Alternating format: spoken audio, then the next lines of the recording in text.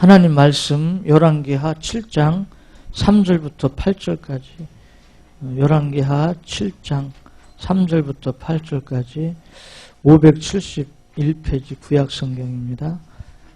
제가 한 절 읽고 여러분께서 한 절 읽으시고 교독하도록 하겠습니다. 열왕기하 7장 3절부터 8절까지.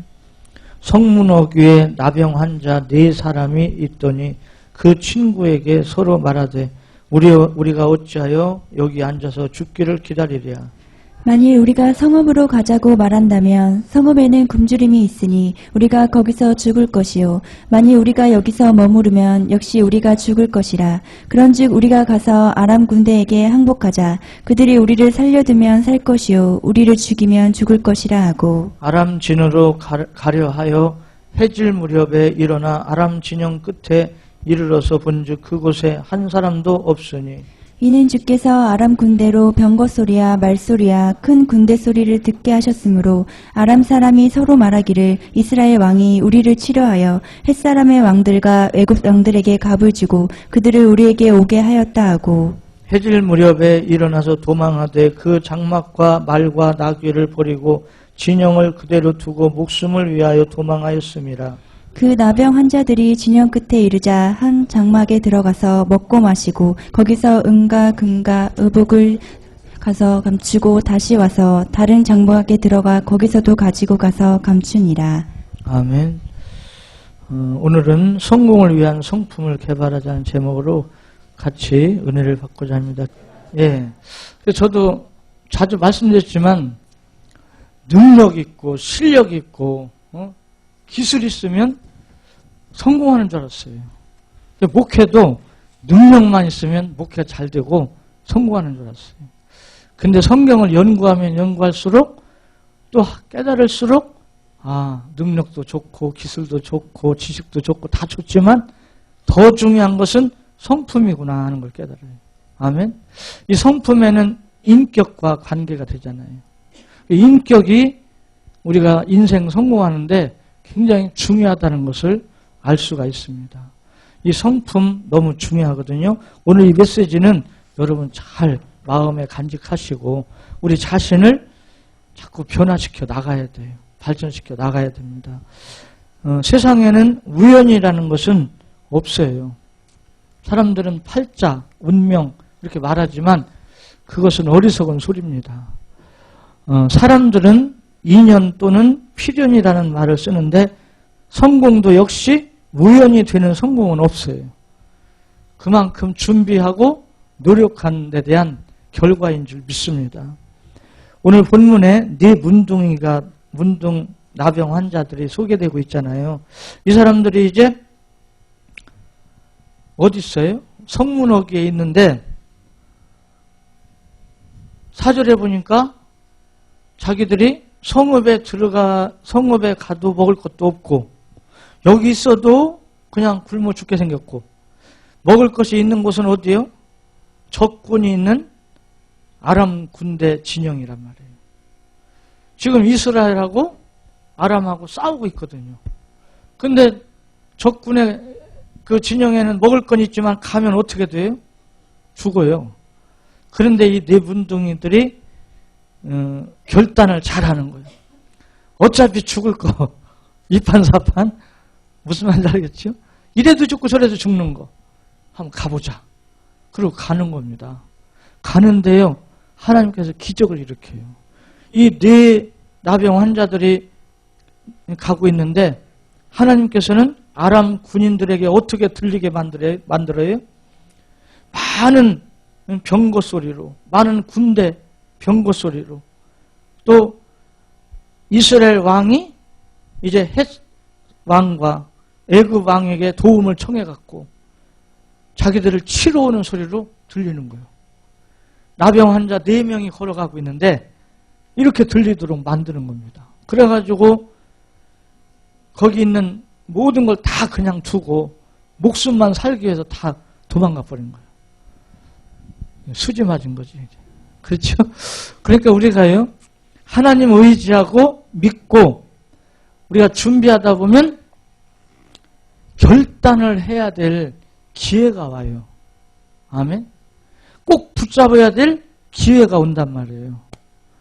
근데 우리가 미리 준비하지 못하고 담대한 믿음이 없고 이 성품이 되지 못하면 자꾸 부정적인 생각에 매이고 부정적인 환경을 보고 그러면서 기회가 오는데도 그걸 못 붙잡는 거예요. 그래서 그 기회를 놓치는 경우가 있어요. 오늘 말씀을 잘 들으시고 우리 이 말씀 듣는 여러분은 영적으로 깨어있고 또 우리 마음이 깨어있어 갖고 하나님은 반드시 하나님의 자녀들에게는 축복의 기회를 주십니다. 그 기회가 사람일 수도 있고요, 환경일 수도 있고요, 돈일 수도 있고 어떤 방법으로 우리에게 어떤 기회를 주실지 그건 몰라요. 그러니까 우리가 깨어서 있어야 돼요. 그래서 그 기회가 오면 붙잡는 거예요. 할렐루야. 그럼 하나님께서 역사하시는 줄 믿습니다. 우리가 오늘 본문에 네 문둥이들이 죽을 각오를 결심하고 아람 진으로 갔을 때 과감한 결단을 한 거죠.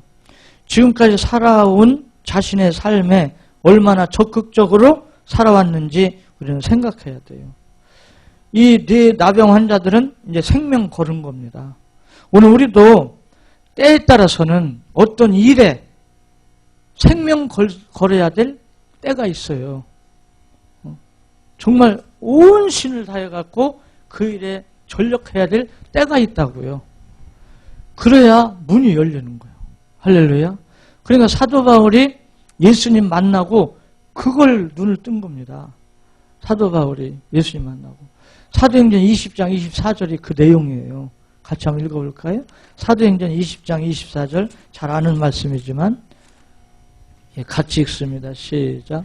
내가 달려갈 길과 주 예수께 받은 사명 곧 하나님의 은혜의 복음을 증언하는 일을 마치려 하면은 나의 생명조차 조금도 귀한 것으로 여기지 아니하노라. 예, 사도 바울이 예수님을 다메섹성에서 만나기 전에는 자기도 하나님의 택한 백성 선민으로서 자기 의만 자꾸 나타냈어요. 자기 의, 자기 가문, 자기 지식, 자기 의만 자꾸 나타냈어요. 그런데 예수님을 만나고 나니까 자기는 아무것도 아니라고 말해요. 그러나 한 가지 분명한 것이 있단 말이죠. 그게 뭐냐? 복음. 이 복음을 위해서는 생명 걸 가치가 있다. 이걸 눈뜬 겁니다. 깨달은 겁니다. 그래서 사도 바울은 복음 전하기 위해서는 생명 내놓겠다고요. 할렐루야. 이렇게 우리가 살아가는데요. 어떤 것에 전심전력해서 해야 될 그런 때가 있다니까요. 그런 것이 있어요. 그러니까 그냥 미지근하게 살지 마시고 어차피 이제 한 인생 사는 거 한번 해볼 필요가 있잖아요. 특히 사업을 하시는 분들은 지금 얼마나 이 경쟁이 보통이 아니잖아요. 정말 이런 경쟁 시대에 자기 그 사업에 좀 미쳐버려야 돼요. 그냥 할렐루야. 꿈을 꿔도 그 사업 잘 되는 꿈 꾸고 항상 생각에 거기 초점을 맞추고서 그냥 막 빠져 들어가야 돼요. 그럴 때 역사가 일어날 줄 믿습니다. 어설프게 해갖고는 밥은 먹고 살지 몰라도 확고한 큰 성공은 어렵다 그 말이에요. 밥 먹고 사는 거야 뭐를 하면 못 먹고 살겠어요. 우리나 밥이나 먹고 살자는 그런 뜻이 아니고 정말 하나님의 축복을 받아서 많은 사람들에게 선한 영향력을 끼치는 그런 축복을 받아야 될 줄 믿습니다. 우리 사업하는 분들은 기도하세요. 이왕에 사업하는 거 하나님 돈 좀 내놓으라고. 돈 벌 수 있는 길을 열어달라고. 그래갖고 돈 벌어서 내 배만 채우려고 하는 것이 아니라 구제하고 선교하고 선한 일 많이 하면 그게 하나님께 영광이 되고 좋잖아요. 아멘. 이왕 하는 거 하나님 역사하실 줄 믿습니다. 그래서 자신의 부족한 특성과 성품을 발견해서 보완하고요. 그리고 자신의 좋은 특성과 성품을 개발하는 데는 꾸준한 인내와 고통 속에서도 정신적인 마음의 여유를 가지고 개발해 나가야 돼요. 그러니까 자신의 약점이 무엇이고 내가 지금 잘못하고 있는 것은 무엇인가? 이런 걸 좀 알 수 있어야 돼요. 우리는 사람이잖아요. 짐승이라면 자기가 잘못하는 거 모를 수도 있겠지만 우리는 사람이잖아요. 내가 뭘 잘못하고 있는가? 이걸 빨리 발견해갖고 빨리 고쳐야 돼요. 그리고 잘 할 수 있는 건 더 열심히 노력해서 더 잘할 수 있도록 자꾸 발전시켜 나가야 된다 그 말이죠. 사람이 성공을 하려면 어떠한 방법이나 요령을 배우기 전에 자신이 성공을 성취할 만한 성품을 먼저 갖춰야 합니다. 성품의 바른 교정이 없이는 성공해도 또 넘어져 버려요. 또 무너져요. 그러니까 우리는 이 성품이 중요해요. 그런 이야기가 있잖아요. 시각 장애우들이 코끼리 구경했어요. 근데 코를 만진 사람은 코끼리가 어떻더라? 대롱 같더라. 코끼리 다리 만진 장애우는 코끼리는 기둥 같더라. 코끼리 귀 만진 장애우는 곡식 이렇게 고르는 키 같이 생겼더라. 코끼리는. 또 코끼리 옆에 만진 장애우는 코끼리는 벽 같더라. 네 사람 다 코끼리를 만졌는데 다 달리 말하잖아요. 자기가 본 거. 이건 뭘 말하냐면 우리는요 좀 이렇게 넓게 봐야 돼요. 하나만 딱 보고 그냥 잊지 말고 좀 넓게 좀 보고 여기서 내가 잘못된 건 고치고 좋은 건 더 개발해 나가고 버릴 거 버리고 붙잡을 거 붙잡고 할렐루야. 그래서 우리 예수 믿는 사람들은 좀 마음도 넓고 아멘. 마음이 넓으면 생각이 좀 넓고 아멘. 보는 것도 좀 넓게 좀 보고 아멘. 그래서 우리 자신을 좀 발전시켜 나가도록 우물 안에 개구리라는 말이 있잖아요. 그렇게 우리가 살아가면 밥은 먹을지 몰라도 큰 성공은 어렵다고 말이에요. 그러니까 넓게 보는 그런 눈을 달라고 기도하시기 바랍니다. 그래서 우리는 성공하기 위한 성품 첫째는 진취성이 있어야 돼요. 진취성. 진취성이 뭡니까? 거의 같이 읽을까요? 진취성이란 현실적으로 여러 제약을 박차고 일어나 보다 나은 미래를 향하고 달려가고자 하는 의지입니다. 예, 지금 어려운 환경, 지금 나에게 닥쳐있는 고통스러운 일, 어려운 환경 여기에 잡혀있지 말고 더 발전하기 위해서 더 개척정신을 가지고 나아가는 거예요. 그래서 우리 예수 믿는 사람들은 적극성을 소유하고 진취성이 있어야 되잖아요. 그래서 적극적인 사람은 실패는 성공의 어머니라고 말하며 실패를 두려워하지 않고 행동하는 겁니다. 성경에서 아브라함은 믿음의 조상이 되기 위해서 결단한 것이 있어요. 내 본토 친척 아비 집을 떠나라. 이게 쉬운 게 아니에요. 근데 아브라함은 하나님의 그 말씀을 결단하고 순종하잖아요. 또 여호수아 14장에 보면 갈렙은요 85세 그 사람들이 다 싫어하는 산지를 자기한테 달라는 거예요. 우리는요 사람들이 어떻게 하느냐 그거 보지 마시고 하나님과 나와의 관계에서 내가 이루어갈 수 있는 것 그걸 딱 붙잡고 흔들리지 말고 계속 노력하다 보면 길이 열려요. 할렐루야. 길이 열려요. 하나님께서 역사하실 줄 믿습니다. 이런 진취성이 있어야 돼요. 교회 다니면서도 이런 진취성이 없는 사람들은 기도 아무리 하고 있으면 뭐합니까? 기도만 하고 있다고 하나님께서 뚝뚝 떨어뜨려 주는 건 아니에요. 그러면 다 받지. 그런 게 아니란 말이에요. 우리가 하나님의 응답을 받을 수 있는 이 삶의 자세가 중요해요. 삶의 자세. 성경에 하나님께 복받은 사람들이 미지근한 사람 없잖아요. 야곱은 어느 정도였어요? 오죽하면 사기꾼 소리를 들으면서도 축복에 대한 욕심이 있는 거예요. 아버지도 속이고 형도 속이고 내가 축복받기 위해서는 해보겠다는 거지. 근데 그것이 인간적으로 볼 때는 나쁜 사람이다 이렇게 보일지 모르지만 하나님이 보실 때는 그거 쓸만하다 그 말이에요.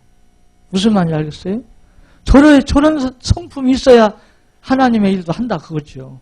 그래서 결국은 야복강가에서 누구랑 씨름했어요? 천사와 씨름했는데 그 천사가 하나님이라고 그랬잖아요. 하나님도 있겠어.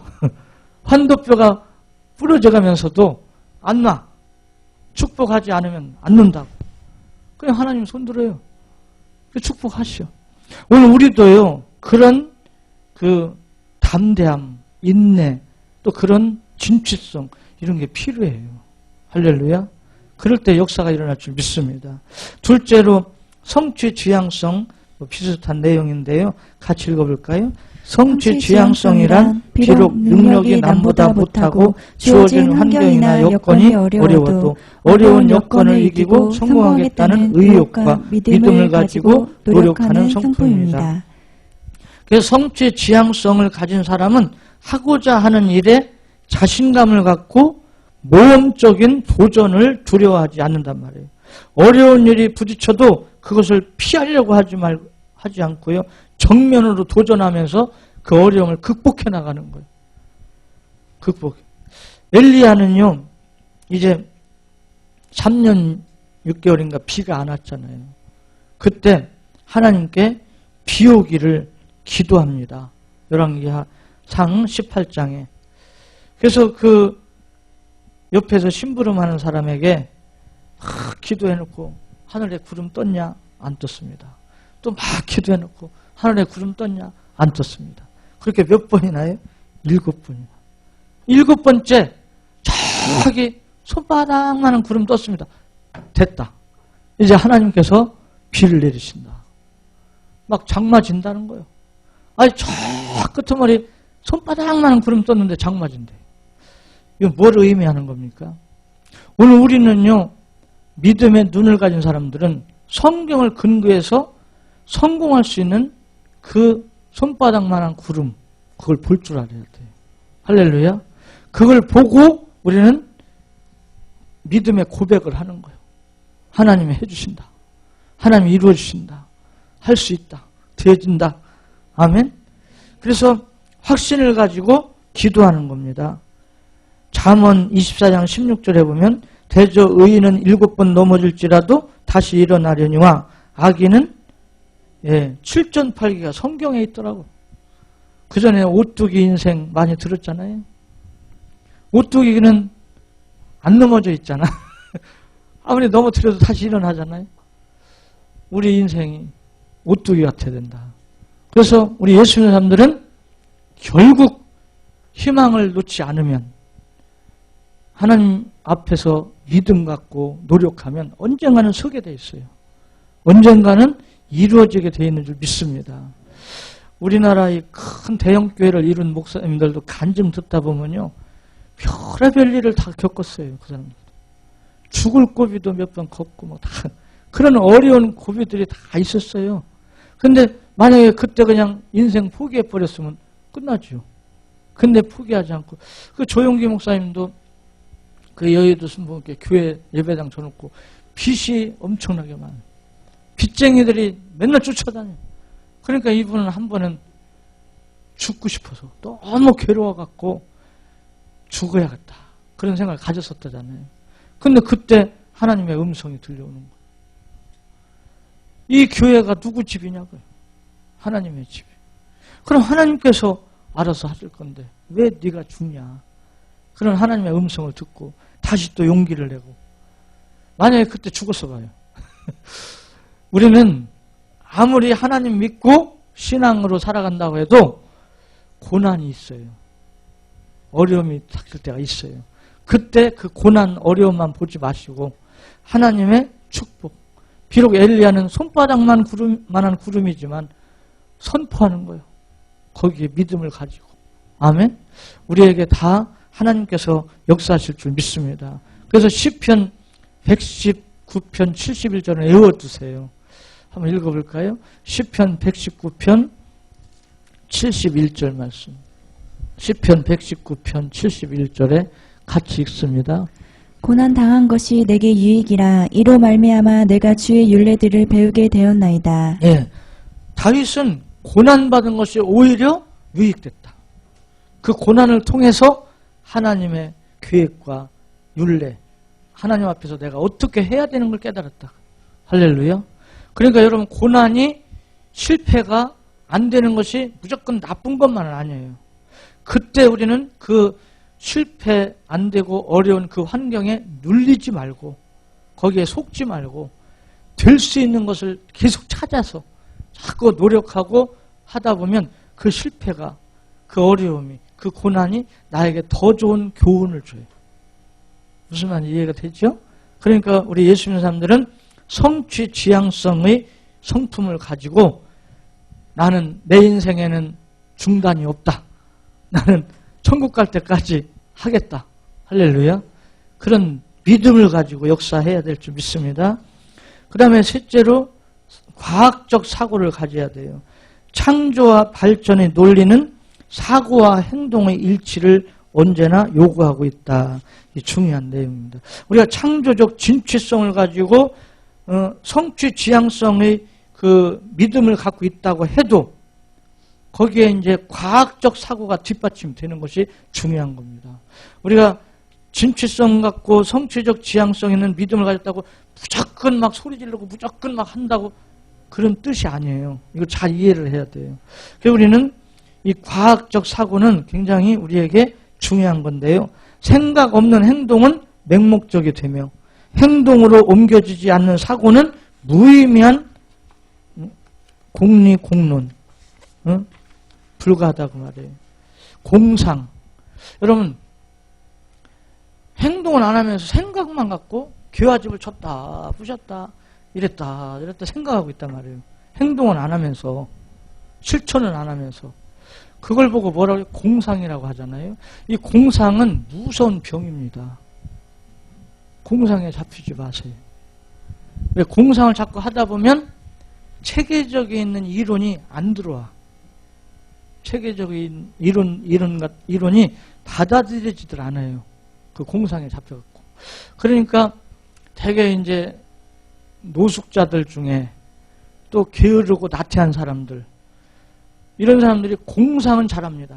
막 혼자 뭐 귀하지 며칠씩 줬다가 부셨다가 뭐 막 성공했다 실패했다 막 혼자 다 하는 거예요. 그거 하면 보여요.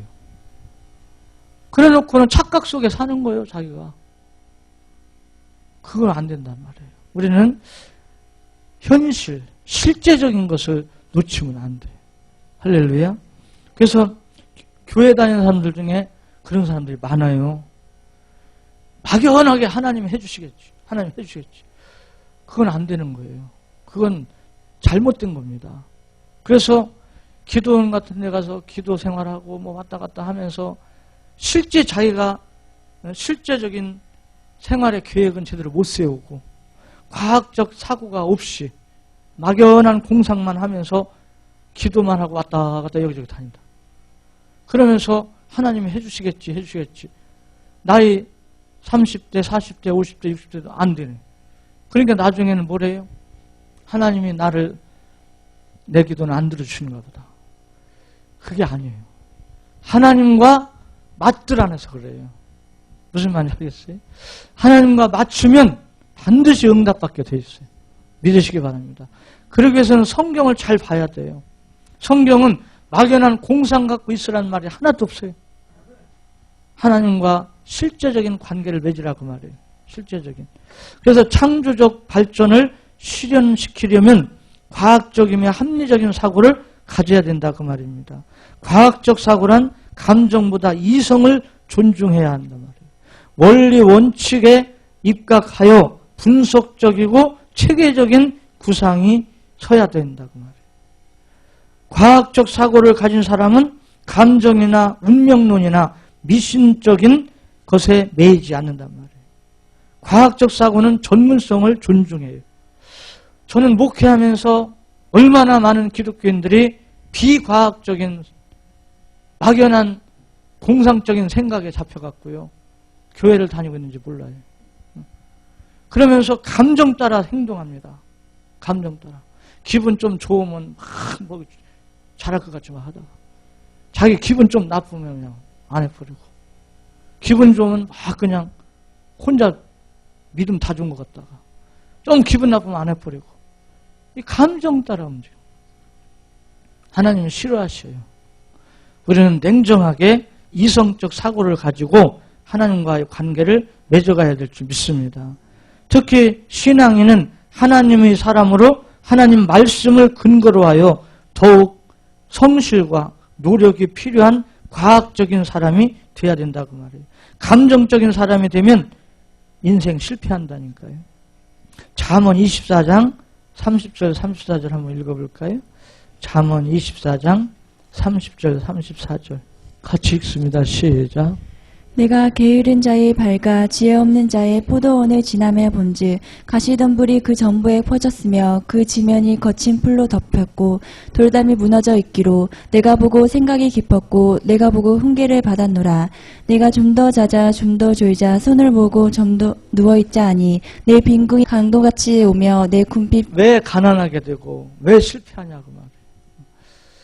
그 감정 따라 행동하고 과학적 사고가 없으면 결국은 실패하게 돼 있어요. 저도 목회하면서 제가 말은 안 했지만요. 이 감정 따라 신앙생활 하는 사람들을 종종 보거든요. 보면은 참 힘들어요. 언제 어떻게 변할지 모르니까. 오늘은 목사님 내가 평생 목사님과 함께 조금 뭐 기분 나쁘면 안 보여. 또 뭐 하다 저 했다. 이게 참 종을 못 잡겠어요. 종을. 우리는 그런 데서 벗어나야 됩니다. 벗어나고 정말 체계적인 삶의 계획을 세워갖고 하나하나 이루어가야 될 줄 믿습니다. 이사야 14장 24절에 만군의 여호와께서 맹세하여 이르시되 내가 생각하는 것이 반드시 되며 나의 경영하는 것을 반드시 이루리라. 여러분 생각이 좀 바르게 돼 있어야 돼요. 생각이. 막연한 생각이 아니에요. 과학적으로 믿음을 가지고 생각하여 경영하라 말이에요. 성경 하나님 말씀을 근거로 해서 막연한 뜬구름 잡듯이 막연한 소리 잡지 말고. 그러니까 저는 예언기도 받는 것을 제가 조금 싫어하는 이유가 있어요. 예언기도 받는 사람, 예언기도는 다 좋은 말 해주거든요. 앞으로 어떻게 되겠습니다. 어떻게 될 겁니다. 좋은 예언을 해줘요. 다. 나쁜 예언기도 해준 사람이 어디 있어요? 다 잘 될 거라고 예언해 주죠. 근데 그럼 그 잘 될 거라는 그 예언의 내용이 이루어지기에는 그만한 노력과 수고가 있어야 되잖아요. 그만한 준비가 돼야 되잖아요. 그런데 이렇게 될 겁니다 하는 예언기도 그 생각만 잡혀 있지 실제적으로는 생활은 따라주들 않아. 그런 사람이 그 예언이 성취되겠어요? 안 됩니다. 그러니까 나중에는 속았다 그러죠. 그때 예언기도 해준 거 거짓말이네. 속았네.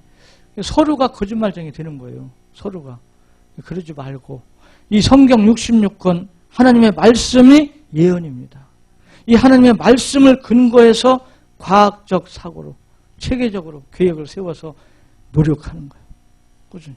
그러면서 기도하는 거예요. 그러면 준비되는 만큼 문이 열려요. 믿으시기 바랍니다. 준비되는 만큼. 네 번째, 개방형. 열려있는 마음을 말하는 겁니다.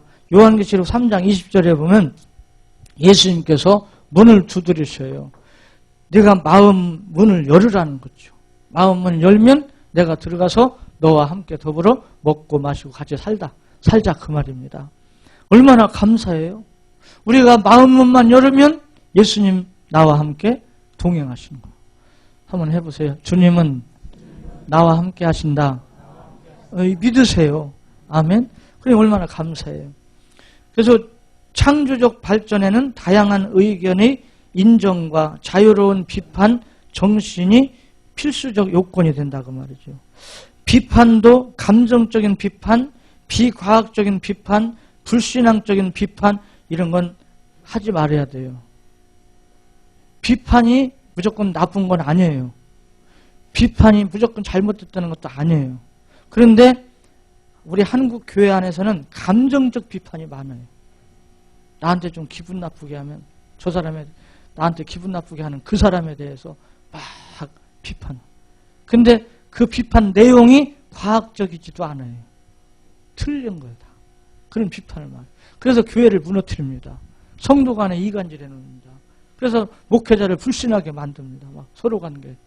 그런데 속지 말고요. 우리가 그렇게 하면 안 됩니다.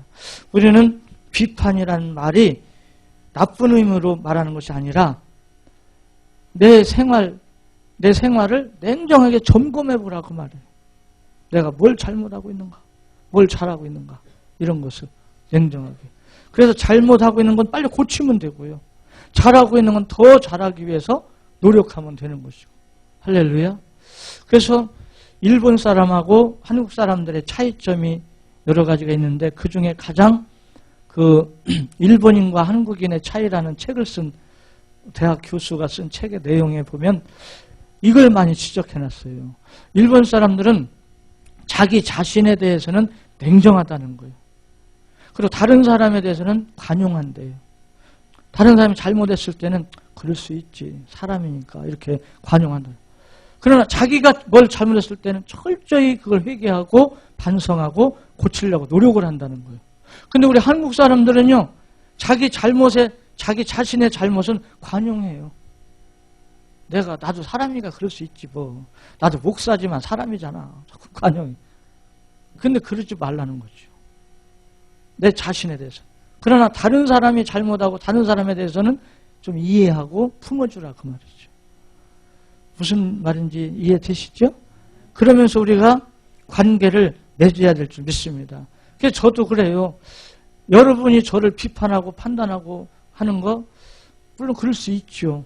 그런데 좀 조심하라는 뜻은 뭐냐면 이제 목회자다 보니까 저에 대해서 비과학적인 비판을 하고 판단하고 이러다 보면 제가 전하는 말씀이 그 사람이 못 받아요, 말씀. 그러니까 서로가 또 이 문제가 되는 거예요. 그래서 제가 목회자는 함부로 비판하지 마라, 함부로 판단하지 마라, 그렇게 부탁드리는 거예요. 그 대신 이제 저는 또 기도하면서 저 자신에 대해서 냉정하게 제가 살피죠. 여러분이 말 안 해도 우리 성도님들이 저의 어떤 부분을 싫어한다는 걸 저 알고 있어요. 때로는 알아요, 그걸. 그러면 저는 그걸 이제 고치도록 노력하죠. 저 나름대로. 그래도 이 땅에 육을 갖고 사는 날 동안은 완벽한 사람은 없어요. 부족해요, 또. 그러니까 여러분 이해를 하고 마음 좀 넓히라고요. 개방. 아멘. 넓히고 좀 품으세요. 할렐루야. 그러면서 잠언 11장 14절 같이 읽을까요? 지략이 없으면 백성이 망하여도 지략이 많으면 평안을 누리느니라. 네, 잠언 15장 22절. 의논이 없으면 경영이 무너지고 지략이 많으면 경영이 성립하느니라. 네, 잠언 14장 6절. 너는 전략으로 싸우라. 승리는 지략이 많음에 있느니라. 네, 이 지략이 뭐예요? 슬기와 꾀. 슬기로운 계략이란 말이에요. 이 꾀라는 말이 나쁜 뜻이 아니에요. 우리가 어떤 일을 잘 해나갈 수 있는 그 지혜가 있어야 된다고 말이에요. 그것이 필요해요. 근데 이런 것을 옆에서 제공해주는 지략이 없으면 백성이 많다고 그랬잖아요. 지략이 많으면 평안을 누리고, 의논이 없으면 경영이 무너지고, 지략이 많으면 경영이 성립하는. 그러니까 옆에서 지략을 제공해주는 그런 사람이 필요해요. 자꾸. 그 목회자는 성도들에게 말씀을 통해서 이걸 해주는 겁니다. 성도님들은 목회자가 전하는 말씀을 들으면서 삶의 지혜를 자꾸 쌓아나가는 거예요. 깨닫는 거예요. 할렐루야. 이 성경 66권 속에는 없는 게 없어요. 잘 보세요. 이 성경 갖고는요, 정치, 경제, 문화 모든 분야의 지혜를 다 얻을 수 있어요. 이걸 믿습니까? 그래서 이 성경이 하나님 말씀이에요. 그러니까 선진국 같은 데는 의사들은요, 예수 안 믿어도 의사는 의무적으로 성경을 읽으라는 거예요. 왜? 성경 속에 의술이 있으니까. 성경 속에 치료가 있으니까. 성경 의학책 아니잖아요? 그런데도 있단 말이에요. 그렇게 저는 아이고 저 무식한 사람이 사람 잡는구나. 목사는 사업 안 해봤어요. 몰라요. 그러나 성경을 연구하면서 기도하니까 성령께서 뭘 주셔요? 뭘 주나 몰라요? 이사야 11장 2절 주신다니까요. 한번 보실래요? 이사야 11장 2절. 여러분도 마찬가지예요. 이사야 11장 2절. 그의 위에 여호와의 영, 곧 지혜와 총명의 영이요 모략과 재능의 영이요 지식과 여호와를 경외하는 영이 강림하시니니. 예, 여기 모략이 뭐예요? 지금 말씀드린 바로 지략이요. 성령이 그 어떤 것에 필요한 지략, 모략, 재능, 지식 다 준다고 말이에요. 말씀을 근거로 해서. 할렐루야. 제가 예를 들어서 우리 교회 이제 자동차 계통에 일하시는 분들이 있어요. 그래서 저는 기도합니다. 왜? 언제까지나 우리 예를 들어서 우리 서우지 주사님이 그 몇 평 되는 카센터에서 평생 거기서 사업하고 끝날 건 아니라고요. 제가 볼 때 더 지경이 넓혀지고 서집사님에게 아멘도 안 해주시네. 더 많은 축복을 받아야 된다 그 말이에요. 근데 저는 자동차 같은 거 몰라요. 저는. 그런 쪽에 사업 해보지도 않았어요. 그러나 그 사업을 놓고 집사님을 놓고 제가 기도를 한단 말이에요. 하나님께 기도를 할 때 하나님께서는 성령으로 저에게 역사를 한단 말이에요. 요렇게 하면 되겠다. 지략을 주셔. 지혜를 주셔. 아멘. 그 필요한 지식도 주셔. 이걸 믿어야죠. 그래서 하나님의 사람을 만나는 거지, 복 있다는 거지. 엘리사가 도단성에 있는데요. 아람 군인들이 자꾸 쳐들어와. 근데 이스라엘이 쳐들어올 때마다 싸워서 이겨요. 그러니까 아람 왕이 우리 중에 스파이 간첩이 있지 않냐. 그러니까 거기 밑에 심부름하는 사람이 말을 합니다. 왕이요, 그게 아닙니다. 저 이스라엘에는 하나님의 사람이 있습니다. 저 하나님의 사람이 왕이 침상에서 생각하는 것까지 다 알고 있습니다. 그런 사람이 어딨냐? 있습니다. 그게 누구냐? 엘리사입니다. 그럼 그 엘리사 지금 어딨냐? 도단성에 있습니다.